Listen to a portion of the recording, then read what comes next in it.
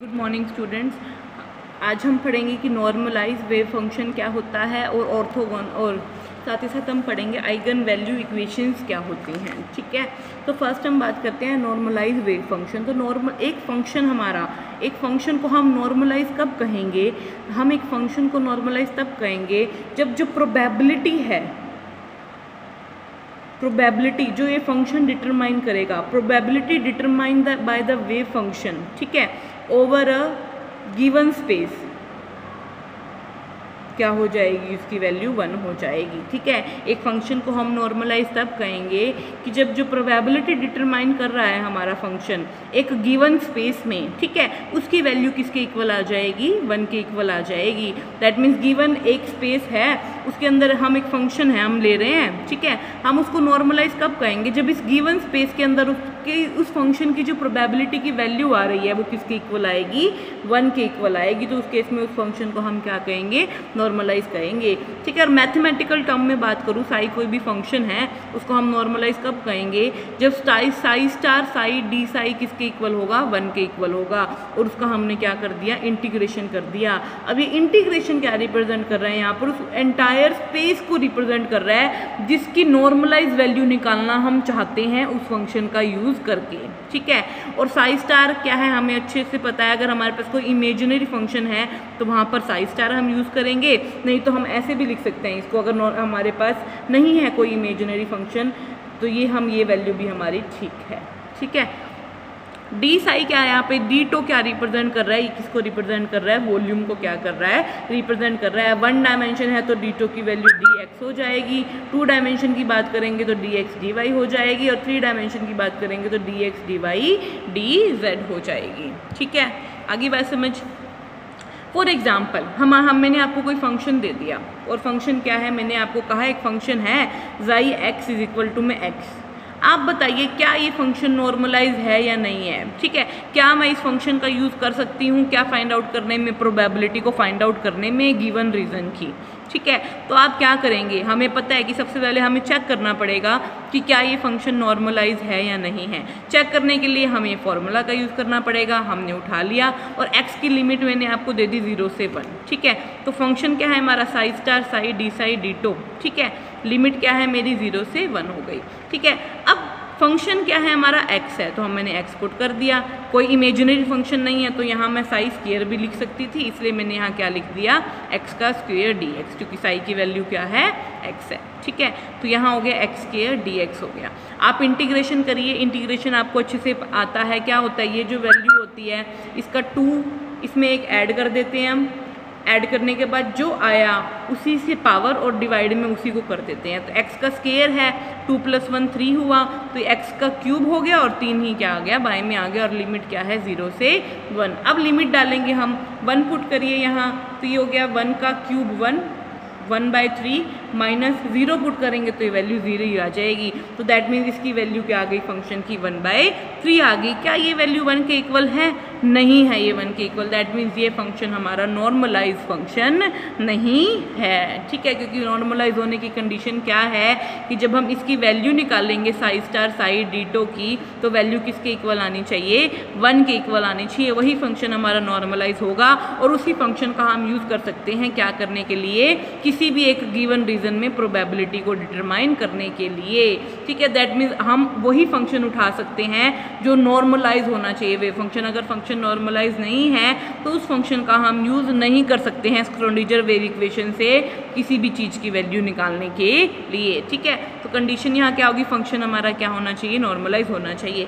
अब ये function normalise नहीं है तो हमें क्या करना पड़ेगा? इस फंक्शन को नॉर्मलाइज बनाना पड़ेगा। ठीक है, कैसे बनाएंगे? हम क्या ले लेंगे? इस फंक्शन के साथ कोई भी कांस्टेंट वैल्यू ले लेंगे। हमने मान लिया कि x के साथ कोई भी क्या है? कांस्टेंट वैल्यू ले ली, और n ले लिया हमने। n क्या है? कोई भी कांस्टेंट ले लिया। ठीक है, हमने क्या कर दिया? ये जो गिवन फंक्शन था हमारा, इसके साथ कोई भी कांस्टेंट को क्या कर दिया? मल्टीप्लाई कर दिया। दैट मीन्स हमारा जो नया फंक्शन बन गया वो जाई n किसके इक्वल आ गया? n × x के इक्वल आ गया। ठीक है, आगे बात समझ। कुछ नहीं किया हमने, जस्ट क्या किया? इसको नॉर्मलाइज बनाने के लिए इसको क्या कर दिया? किसी भी कांस्टेंट से मल्टीप्लाई कर दिया। ठीक है, अब हमें अच्छे से पता है क्या है हमारा? जाई एन dx, यही फॉर्मूला है ना हमारा किसका? नॉर्मलाइजेशन निकालने का। ठीक है। अगर ये फंक्शन हमारा नॉर्मलाइज है तो जाई एन डी एक्स किसके इक्वल आएगा, 1 के इक्वल आना चाहिए, ऐसा ही है ना। तो यहाँ पर अब नया फंक्शन मेरे पास आई एन क्या है, एन इंटू एक्स, क्योंकि मैंने एन से क्या कर दिया, मल्टीप्लाई कर दिया। तो अब नया function n x into n x d x is equal to 1 आ गया, ठीक है। एन इंटू एन क्या बन गया, एन स्क्वायर बन गया, कॉन्स्टेंट है बाहर निकाल लिया। इसकी वैल्यू अभी हमने निकाली थी, क्या थी, 1/3 थी, ठीक है। तो यहाँ से भी इस कॉन्स्टेंट की वैल्यू निकाल लिए, एन की वैल्यू क्या है, यहाँ से क्या आ जाएगी, √3 आ जाएगी, क्योंकि ये 3 इधर जाएगा, ठीक है, और स्क्वायर ऊपर जाके क्या हो जाएगा, इधर आके क्या हो जाएगा, √ हो जाएगा। तो n की वैल्यू क्या आ गई, √3 आ गई। तो अब मेरे पास ये जो नया फंक्शन आया है, अब n की वैल्यू √3 आप यहाँ पुट करिए, ठीक है। अब आप यहाँ जैसे ही पुट करेंगे तो n क्या आ जाएगा, √3x आ जाएगा, क्या आ जाएगा, √3x। अब ये जो फंक्शन आया हमारा, ये क्या है, नॉर्मलाइज है, क्या है, नॉर्मलाइज है, क्योंकि हमने यहाँ नॉर्मलाइज की कंडीशन ही अप्लाई कर दी थी कि नॉर्मलाइज फंक्शन है। अब हमने यहाँ क्या मान लिया था कि ये जो एन हमने n से मल्टीप्लाई करके एक नया फंक्शन बनाया है ना, ये नॉर्मलाइज है, ठीक है। नॉर्मलाइज है तो ये कंडीशन सेटिस्फाई करेगा =1 वाली, और =1 लेके ही हमने यहाँ से क्या कर दिया, n की वैल्यू निकाल दी, और ये जो n की वैल्यू आई है उस फंक्शन में जाके हमने पुट कर दी। तो ये जो फंक्शन आया है मेरा, क्या है, नॉर्मलाइज फंक्शन है, ठीक है। अगर फंक्शन नॉर्मलाइज नहीं होगा तो उस केस में हम फंक्शन को क्या कहते हैं, एबनॉर्मल कहते हैं। अब इसका सिंपल वे क्या है, ये तो हो गया डिटेल मेथड, ठीक है। तो आपने यहाँ तक ही काम कर लिया, 1/3 √ जो है 1/3 1 के इक्वल नहीं आया तो हमने बोल दिया फंक्शन नॉर्मलाइज नहीं है। तो अगर हमें इसको नॉर्मलाइज बनाना है फंक्शन को, तो हम क्या करते हैं, ये जो वैल्यू आई है इसको उल्टा करके इसका √ कर दो।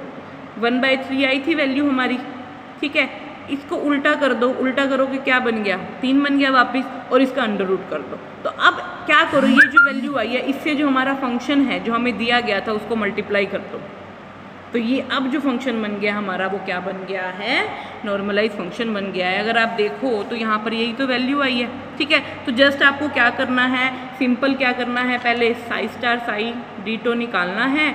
जो वैल्यू आएगी 1 के इक्वल आ गई तो अच्छी बात है, नहीं तो जो भी वैल्यू आएगी उसका उल्टा करके उसका क्या कर देना है, √ करके उसको जो भी फंक्शन हमें दे रखा था उसके साथ मल्टीप्लाई कर देना है। तो इस केस में हमारा अब जो ये फंक्शन बन गया, क्या बन गया, हमारा जो है नॉर्मलाइज वेव फंक्शन बन गया, ठीक है। आगे बात समझ आपको।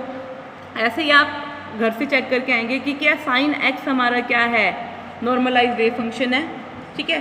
साई की वैल्यू क्या है, sin x है, तो आप चेक करके आएंगे कि check whether it is normalize और नॉट, ठीक है। आपको चेक करना है कि हमारा एक फंक्शन मैंने आपको दिया है साई की वैल्यू sin x है, क्या ये नॉर्मलाइज वेव फंक्शन है या नहीं है। नेक्स्ट बात करते हैं आइगन वैल्यू इक्वेशन क्या होती है, ठीक है। आइगन वैल्यू इक्वेशन क्या होती है कि जब मान लीजिए कोई भी हमारे पास क्या है, फंक्शन है, ठीक है, इसके ऊपर मैंने कोई भी ऑपरेशन लगाया, ठीक है, ये कोई फंक्शन था, इसके ऊपर ऑपरेशन लगाया। जैसे इस फंक्शन के ऊपर मैंने कोई भी ऑपरेशन लगाया, मैंने देखा ऑपरेशन लगाने के बाद ये जो साई है ये तो मुझे ऐसे का ऐसे मिल गया, ठीक है, लेकिन इसके साथ मैंने कोई कांस्टेंट मुझे मिल गया, ठीक है। तो ऐसे फंक्शंस को हम क्या बोलते हैं, आइगन वैल्यू फंक्शंस बोलते हैं। क्या बोलते हैं, आइगन वैल्यू फंक्शन। मतलब क्या हो गया, after the operation of an operator, ये कोई ऑपरेटर था, मैंने क्या लिया, एक फंक्शन लिया, उसके ऊपर ये ऑपरेटर लगा के क्या कर दिया, कोई ऑपरेशन क्या कर दिया, परफॉर्म कर दिया। ऐसा करने के बाद जब मैंने ऑपरेशन लगाया किसी भी ऑपरेटर का, किसके ऊपर, किसी भी फंक्शन जाई के ऊपर, अगर जो हमारा फंक्शन है अपनी आइडेंटिटी लूज नहीं कर रहा, कहाँ लूज कर रहा है आइडेंटिटी, यहाँ पर भी जाई था, यहाँ पर भी जाई था, then the function is called eigen function. तो उस केस में ऐसा फंक्शन जो ऑपरेशन करने के बाद जिसके ऊपर हम एक ऑपरेटर लगाएं और ऑपरेटर लगाने के बाद अपनी वैल्यू वो फंक्शन चेंज ना करे, वैसे का वैसा ही रहे, तो ऐसे फंक्शन को हम क्या बोलते हैं, आइगन फंक्शन बोलते हैं। और आइगन फंक्शन के साथ ये जो हमें कॉन्स्टेंट वैल्यू मिल रही है ना, इसको हम बोलते हैं आइगन वैल्यू। क्या बोलते हैं, eigen value. And the constant value attach with function after operation is called eigen value. ठीक है। और इस पूरे के पूरे प्रोसेस को, उस पूरे के पूरे ऑपरेशन को हम क्या बोलते हैं, आइगन वैल्यू इक्वेशन बोलते हैं। तो आइगन वैल्यू इक्वेशन को हम generally a size equal to में स्मॉल ए आई से रिप्रेजेंट करते हैं, जबकि ये ए क्या है, यहाँ पर कोई भी ऑपरेटर है जो हमने लगाया है किसके ऊपर, हमारे फंक्शन के ऊपर। जैसे ही हमने ऑपरेटर लगाया फंक्शन के ऊपर, फंक्शन ने अपनी आइडेंटिटी वैसी की वैसी रखी और साथ में क्या दे दिए, कांस्टेंट वैल्यू दे दी। और ये जो कांस्टेंट वैल्यू है ये क्या है, हमारी आइगन वैल्यू है। क्या है, आइगन वैल्यू। इस पूरी इक्वेशन को आइगन वैल्यू इक्वेशन बोलते हैं, ठीक है। और ऐसे ऑपरेशन को हम क्या बोलते हैं, आइगन वैल्यू ऑपरेशन बोलते हैं, ठीक है। एग्जाम्पल से समझते हैं। मान लीजिए कोई फंक्शन दिया मैंने आपको, डी की पावर ई की पावर अल्फ़ा एक्स, ठीक है। और मैंने इसके ऊपर एक फंक्शन लगाई है, कोई ऑपरेटर लगाई है, और ऑपरेटर मैंने आपको दे दिया डी बाई डी एक्स, ठीक है। तो आप क्या करोगे, इस ऑपरेटर को लोगे, किस पे लगाओगे, इस फंक्शन पे लगाओगे, ठीक है। फंक्शन हमारा क्या है यहाँ पर, ई की पावर अल्फ़ा एक्स। जैसे ही आप डेरिवेशन करोगे ई की पावर अल्फ़ा एक्स का, क्या होगा, ई की पावर अल्फ़ा एक्स ई की पावर अल्फ़ा एक्स ही रहेगा। और बाद में इस अल्फ़ा एक्स का डेरिवेशन क्या आ जाएगा, एक्स की वैल्यू 1 और कांस्टेंट क्या आ जाएगा, अल्फ़ा। तो जब हमने इस ऑपरेशन को डी बाई डी एक्स को हमारे फंक्शन पे लगाया तो हमारा फंक्शन वैसे का वैसे हमें ऑब्टेन हो गया, लेकिन साथ में हमें क्या मिल गई, कांस्टेंट वैल्यू मिल गई। तो ऐसा फंक्शन हमारा क्या है, ये आइगन फंक्शन है। और ये जो अल्फ़ा आया ये क्या है, मेरा आइगन वैल्यू है। क्या है, आइगन वैल्यू। सिमिलरली आप जो घर से करके आएंगे वो करके आएंगे इस वाले ऑपरेशन का साइन ए एक्स का डबल डेरिवेटिव, ऐसे ही कोस ए एक्स का डबल डेरिवेटिव, और आप मुझे बताएंगे क्या ये दोनों आइगन वैल्यू हैं, आइगन फंक्शंस हैं। अगर ये आइगन फंक्शन है तो वो इस चीज़ कंडीशन को क्या करेंगे, फॉलो करेंगे, ठीक है। थैंक्स।